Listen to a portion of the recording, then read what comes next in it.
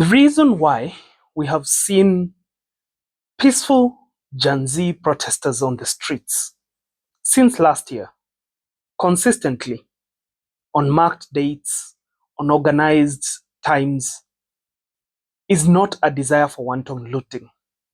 We do not like seeing anything going ablaze. We do not like seeing anything destroyed in our country. Gen Zs have no desire to see this country burn. If anything, they love this country way more than the politicians do, way more than the government says it does. Because why do they go to the streets? You may ask yourself. They go to the streets to demand for solutions for the problems that the country is facing. Among them, runaway corruption that has been upscaled to a scale that we have never seen before in this country under this very regime.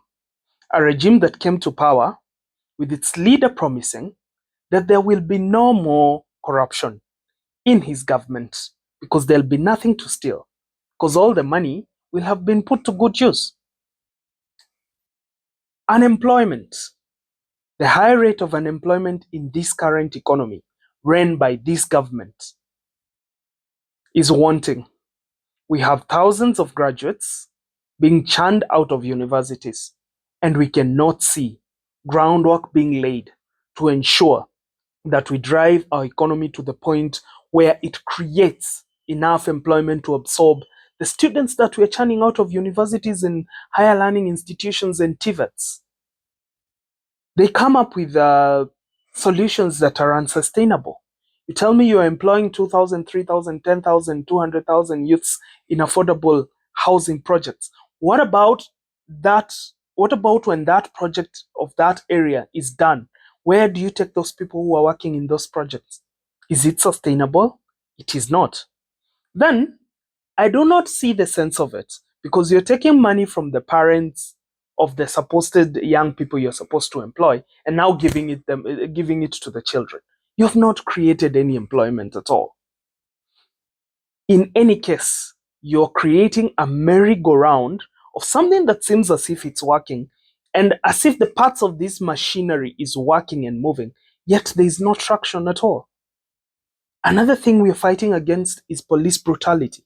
We cannot have a right that is enshrined in the Constitution being trampled upon by the very people who are supposed to uphold that law. The very people supposed to implement that law are the ones killing us on the streets, are the ones maiming us on the streets, are the ones standing side on side with goons as they loot. One of the supermarkets was broken into for 3 hours with police meters away watching, yet they did nothing. When we see and witness unearthed schemes by people who work in government and people who work for government officials, planning to bring goons to infiltrate peaceful demonstrations that are demanding a solution to the governance issues we have in this country, then we begin to question the legitimacy of that particular administration. The reason why we keep saying this government needs to go is that it has broken every rule in the book of fairness. It has broken every rule in the books of democracy, because it is not allowed that the police can indiscriminately shoot at protesters who are demanding their right. The other day we saw demonstrations in memory of the guys who were killed. Then the police go ahead to kill other people and maim other people. What does it mean when you see 2-3 people gathering, trying to demand their rights, and you tear gas them, you water cannon them? Do you expect there to be peace? Do you expect there not to be chaos? My 2 cents are this.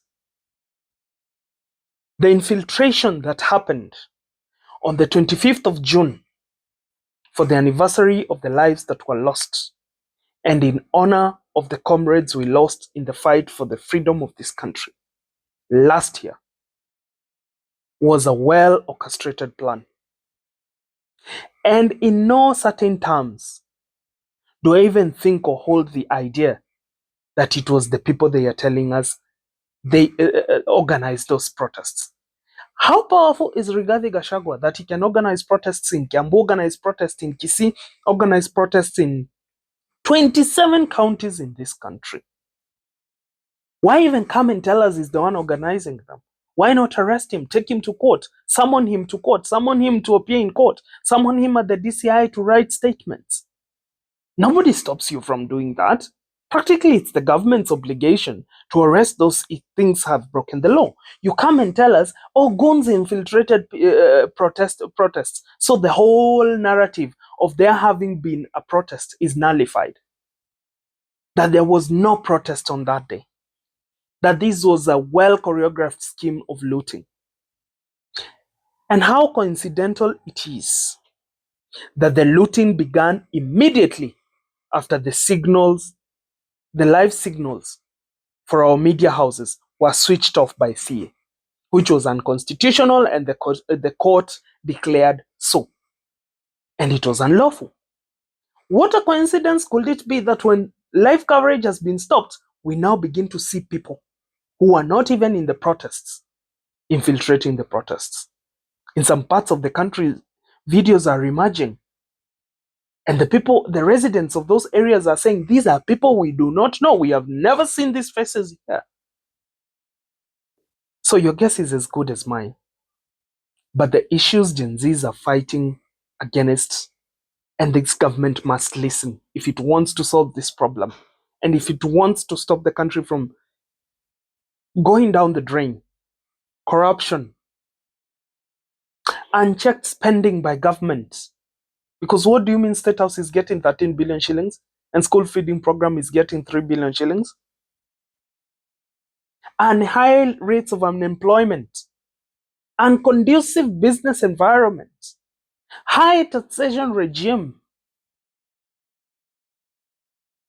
senseless killing of peaceful protesters, of citizens who are but exercising their civil rights and their right to access information, the right to pass information, the right to harbor ideology, the right to picket and demonstrate without barriers put to those very rights. The issues we are raising as young Kenyans of this country are solid issues. They are solid issues, and they must be solved. And we hold this government to account and the president to account because he's the one who promised us to solve these issues. Yet he has not. He has failed time and time again. And for this, you must know that our desire to demonstrate is a great desire and stems from the deep love of this country. It is a great desire to solve the problems that bedevil our nation, not for our sakes, but for the sake of the future generations that will inhabit Kenya.